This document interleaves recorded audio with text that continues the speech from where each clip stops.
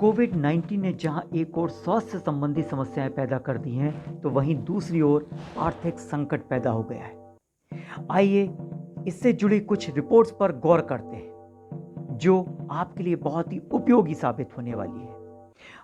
मित्रों, अनंत यात्रा में आपका स्वागत है। मैं डॉक्टर विजय दीक्षित।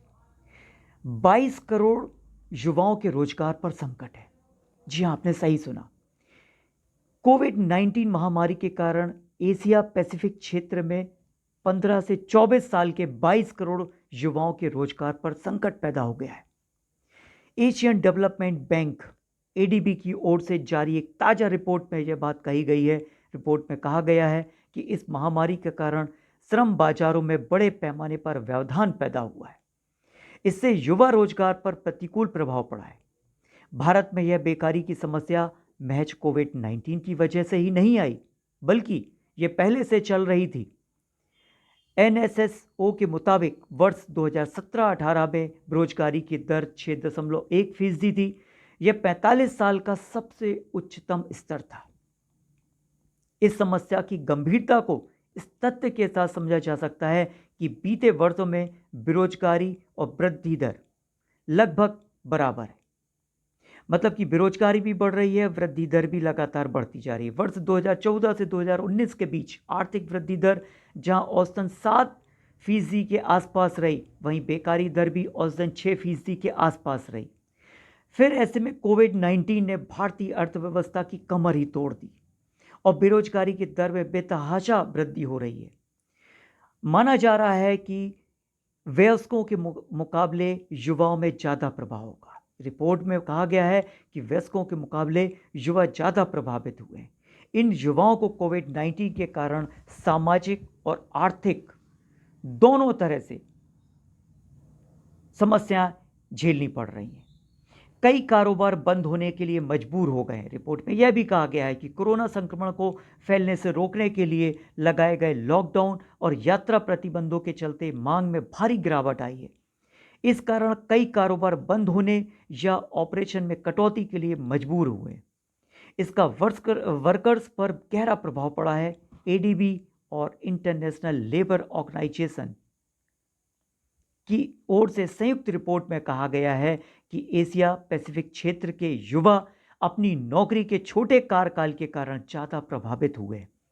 खासतौर पर इस क्षेत्र के युवा असुरक्षित और अनौपचारिक क्षेत्र में नौकरियां करते हैं, जो कि कोविड 19 के कारण ज़्यादा प्रभावी हुई हैं। इस रिपोर्ट में एशिया पैसिफिक देशों की सरकारों से युवाओं के रोजगार पर फोकस और विशेष पॉलिसी बनाने का आग्रह किया गया है। इसमें कोविड 19 का युवाओं पर क्या असर होगा और कितना गहरा असर होगा, इसका विस्तार से व्याख्यान किया गया है। सब्सिडी दी जाए, सार्वजनिक रोजगार कार्यक्रम जैसी सिफारिशें शामिल की जाएं, इन सभी को इस रिपोर्ट में शामिल किया है। एडीबी की रिपोर्ट में कहा गया है कि कोविड 19 से निपटने के प्रभावी उपायों में यह सुनिश्चित किया जाए कि इसका लाभ गरीबों और सबसे ज़्यादा प्रभावित युवाओं तक अवश्य पहुंचे। रिपोर्ट में युवा रोजगार को प्राथमिकता देने पर बल दिया गया है। इसी तरह हाल ही में आईएमएफ ने अपनी एक रिपोर्ट में इस तथ्य का जिक्र भी किया था कि भारत का मिडिल क्लास सिकुड़ रहा है। इस बीच कोविड 19 की रोकथाम के लिए लगाए गए लॉकडाउन ने इसकी रफ्तार को और तेज कर दिया है। अर्थव्यवस्था में आई मंदी सिर्फ जीडीपी के सिकुड़ने जितनी बात नहीं है। सही मायने में यह बीते कई वर्षों में अर्जित आर्थिक विकास के सिकुड़ने का क्रम है। इसमें वर्षों की लंबी लड़ाई के बाद गरीबी से बाहर निकाली गई आबादी, बड़े स्तर पर रोजगार सृजन, प्रति व्यक्ति आय दर में वृद्धि, लोगों के सामाजिक एवं आर्थिक स्तर में सुधार आदि में अर्जित सफलताओं के निराशा के बादल दिख रहे हैं। ये सभी चीज़ें इस रिपोर्ट में कही गई हैं और इसकी प्रबल आशंका जताई गई है। आइए, भारत ने किस तरह से इसके निपटने की बात करी है। कोरोना काल में जिन लोगों की नौकरी चली गई है, सरकार उनको देगी बेरोजगारी भत्ता, साथ में 3 महीने तक उनको मिलेगी आधी सैलरी। कोरोना वायरस महामारी के चलते लोगों को बेरोजगारी की मार झेलनी पड़ रही है। इसी को देखते हुए सरकार ने लोगों को राहत देने वाला कदम उठाया है। केंद्रीय श्रम मंत्रालय ने घोषणा की है कि अगर इस साल मार्च से लेकर दिसंबर के बीच कंपनियों में काम करने वाले कर्मचारियों की नौकरी गई तो सरकार बेरोजगारी भत्ता देगी। इससे करीब 35 लाख वर्कर्स को फायदा मिलेगा। इसका फायदा उन बेरोजगार लोगों को मिलेगा जिन्होंने 24 मार्च से 31 दिसंबर 2020 के बीच अपनी नौकरी गंवाई है। इसके अलावा कंपनी का workers employ state insurance corporation ESIC के तहत रजिस्टर्ड होना बहुत जरूरी है।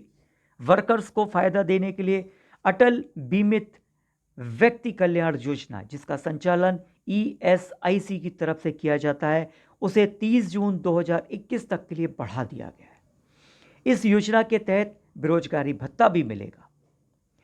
ESI स्कीम से 2 साल तक जुड़े रहना जरूरी है।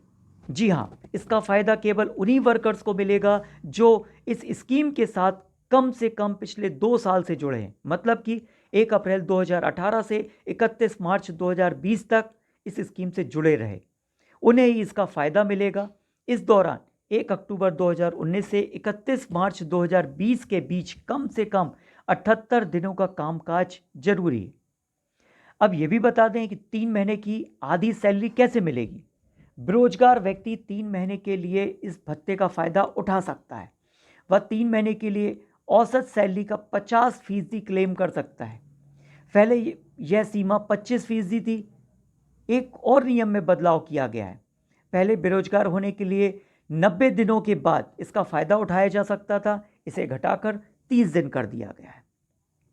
एक और महत्वपूर्ण बात, 21,000 रुपये तक की सैलरी पर ही मिलेगा फायदा। ESI का फायदा निजी कंपनियों, फैक्ट्रियों, कारखानों में काम करने वाले कर्मचारियों को मिलता है। इसके लिए ESI कार्ड बनता है। कर्मचारी इस कार्ड या फिर कंपनी से लाए गए दस्तावेज के आधार पर स्कीम का फायदा ले सकते हैं।